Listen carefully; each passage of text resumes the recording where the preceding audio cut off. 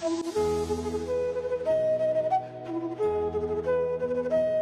Day 8, The Mirror of the Mind. Welcome back, my beautiful listeners, to Learning English through Krishna philosophy, where we don't just learn new words, we learn new worlds within ourselves.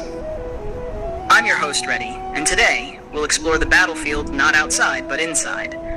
Because today's topic is one that holds a mirror to your soul, the mirror of the mind. Tell me honestly, have you ever fought a battle within yourself? One part of you says, go for it, and another whispers you'll fail. One moment you're confident, and the next, you doubt your every move. If yes, congratulations. You're not weak, you're human. And even the great warrior Arjuna once stood in that same storm.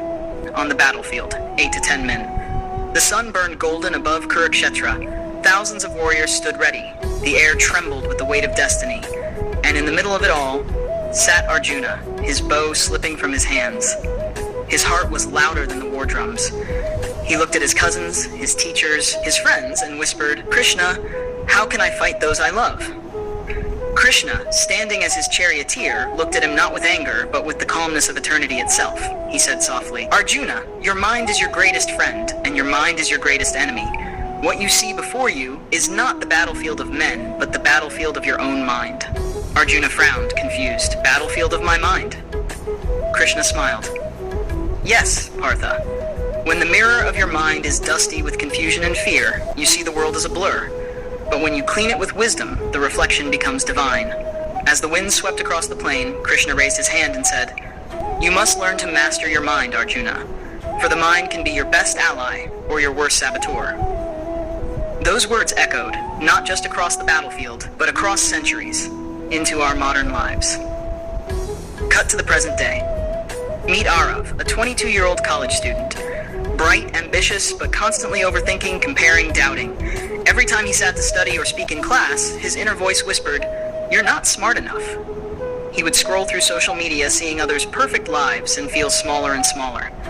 One evening, his grandfather called him to the terrace, a gentle man, always with a calm smile. He said, "Aarav, come, help me clean this old mirror." As they wiped layer after layer of dust, Aarav saw his blurred reflection slowly appear, and his grandfather chuckled. "See this mirror? It's like your mind. The dust is your doubts, your fears, your comparison. Clean it, and you'll finally see your true self." Something clicked in Aarav's heart.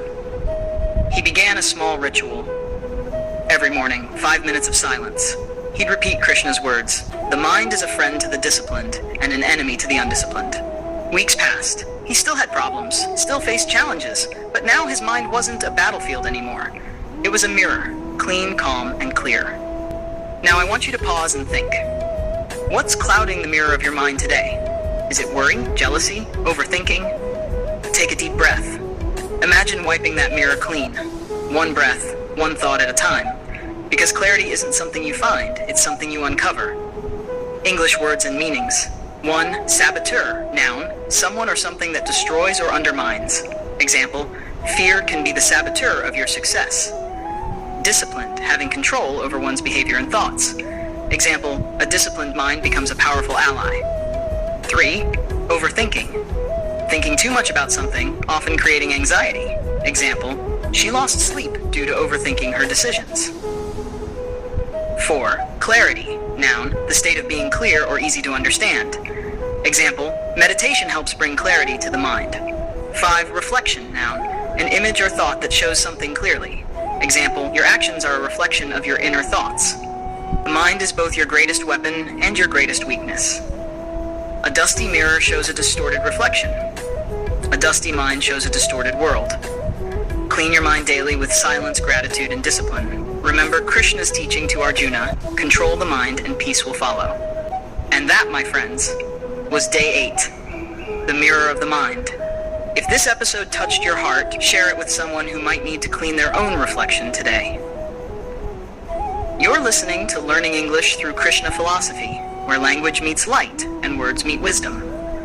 Tomorrow we'll journey into Day 9, the ocean of emotions, where we'll learn how Krishna helps us surf through our feelings without drowning in them.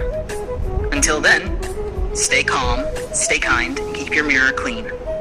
Jai Shri Krishna.